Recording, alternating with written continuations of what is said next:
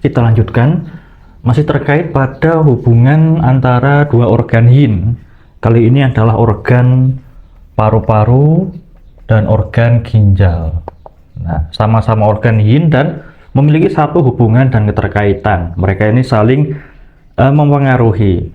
Nah, kita kan sudah mempelajari terkait fungsi dan juga bagaimana kerja organ, dan bisa kita hubungkan di sini. Jadi kalau paru-paru itu kan dia akan mengirim qi untuk turun ke bawah, yaitu ke ginjal. Nah, qi paru-paru ini kan didapatkan dari pernapasan. Nah, kemudian ginjal ini harus menerima qi tersebut dan menanggapi, menerima kemudian diikat dan ditanggapi.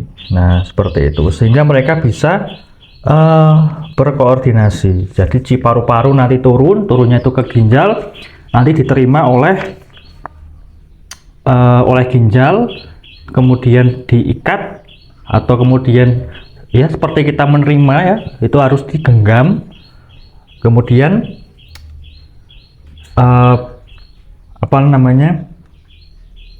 nanti juga akan diolah, diproses, dan akan membantu dari kerja ginjal seperti itu. Nah, kemudian ini qi secara umum sekarang adalah terkait dengan qi pengumpul. Nah, qi pengumpul ini kan adanya di paru-paru.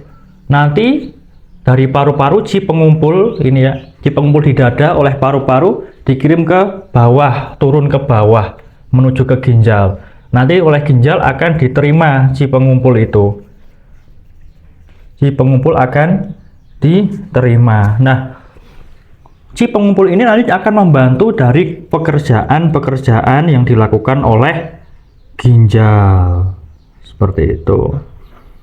Kemudian qi pengumpul nanti di ginjal ini juga akan menerima penyuburan atau disuburkan oleh apa? Oleh qi asli. Yang mana qi asli ini kan berasal pada ginjal, berasal dan tersimpan yang paling besar itu adalah di organ ginjal, seperti itu. Kemudian sama, nanti ginjal ini punya qi asli. Nah, qi asli ini akan naik ke atas ini ke paru-paru dan ke jantung, atau lebih tepatnya ke wilayah dada. Untuk apa? Untuk membantu paru-paru dan jantung. Kalau paru-paru nanti di dalam menghasilkan qi, kalau ke jantung nanti akan membantu dalam proses pembuatan darah, seperti itu. Jadi mereka saling melengkapi antara paru-paru dan ginjal ya. Paru-paru nanti mengatur qi pengumpul supaya turun ke bawah, diterima oleh ginjal, qi pengumpulnya diberikan penyuburan oleh qi asli. Kemudian nanti qi asli ini juga harus naik ke atas menuju ke dada, yaitu ke paru-paru dan juga ke jantung. Di paru-paru nanti akan membantu dalam mengolah qi, kalau ke jantung akan membantu dalam proses pembuatan darah, seperti itu. Nah, ini dari sudut pandang qi atau energi. Kemudian dari sudut pandang unsur zalir atau unsur cairan air. Paru-paru ini kan nanti dia itu kan mengatur saluran air ya. Nanti ada zalir yang akan diturunkan ke bawah menuju ke ginjal. Nah, kemudian diterima oleh ginjal, dan kemudian oleh ginjal, yaitu oleh Mingmen, apinya nanti akan diuapkan. Nah, akan diuapkan. Setelah diuapkan akan dikirim lagi ke atas dalam bentuk uap yang fungsinya adalah melembabkan paru-paru, melembabkan dari paru-paru. Nah, jadi paru-paru mengirim zalir untuk turun ke bawah, yaitu ke ginjal, nanti juga ke kandung kemih. Pada akhirnya zalir ini kemudian diterima oleh ginjal, kemudian akan oleh Mingmen akan diberikan panas, kemudian diuapkan. Nah, uap ini akan dikirim lagi ke atas menuju ke paru-paru. Kemudian diterima oleh paru-paru. Uap itu dengan fungsi apa? Uap itu adalah untuk fungsi melembabkan atau menyuburkan. Nah, karena dia membasahkan, ya. Bahasa yang lain adalah membasahkan. Karena itu adalah dari uap air. Fungsinya apa? Fungsinya supaya paru-paru ini tetap lembab, tetap basah, tidak terlalu kering. Karena paru-paru jika terlalu kering akan terjadi banyak masalah, banyak penyakit. Misal adalah batuk kering, kemudian juga bisa jadi gangguan pernapasan yang ditimbulkan karena paru-paru ini terlalu kering, kekurangan unsur yin atau unsur yang membasahkan, melembabkan, dan juga menyuburkan. Nah, seperti itu. Nah, sekarang dari sisi yang bermasalah. Ini kan tadi dari sisi yang normal. Sekarang dari sisi yang bermasalah atau patologis, yaitu adalah ketika qi paru-paru itu kurang, maka dia ini tidak bisa atau gagal untuk turun ke bawah.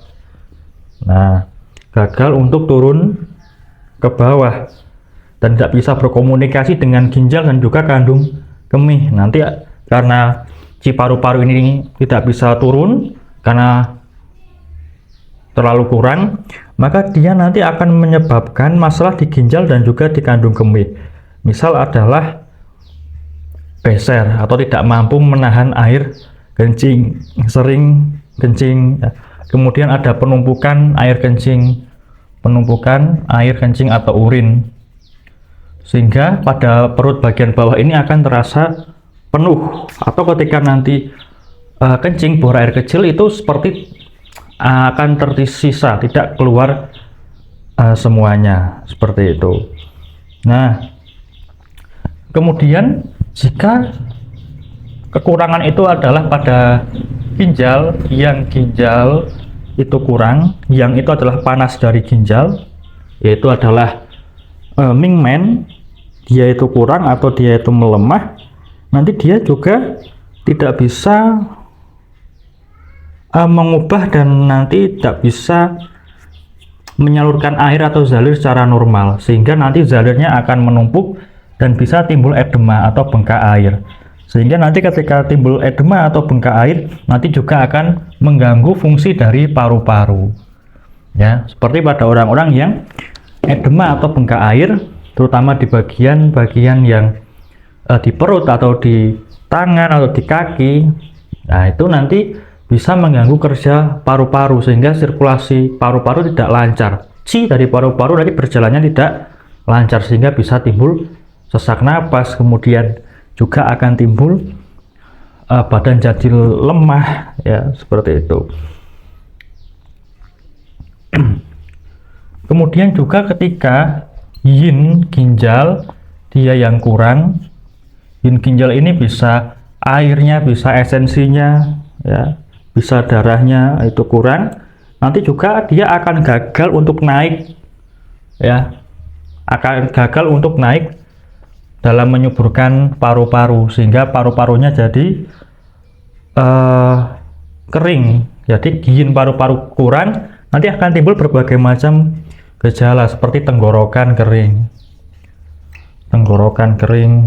Nah, kemudian tenggorokan kering ini terutama pada malam hari, kemudian batuk kering. Nah, kemudian keringat malam, berkeringat ketika tidur. Kemudian ada perasaan panas di telapak tangan dan juga di telapak kaki, ya, seperti itu. Nah, itu ketika yin ginjal kurang, gagal naik ke paru-paru untuk melembabkan paru-paru, sehingga terjadi berbagai macam gangguan terkait dengan paru-paru yang kering. Nah, ini adalah antar hubungan antara organ paru-paru dan juga organ ginjal di dalam TCM. Kita cukupkan, kita lanjutkan pada video yang selanjutnya.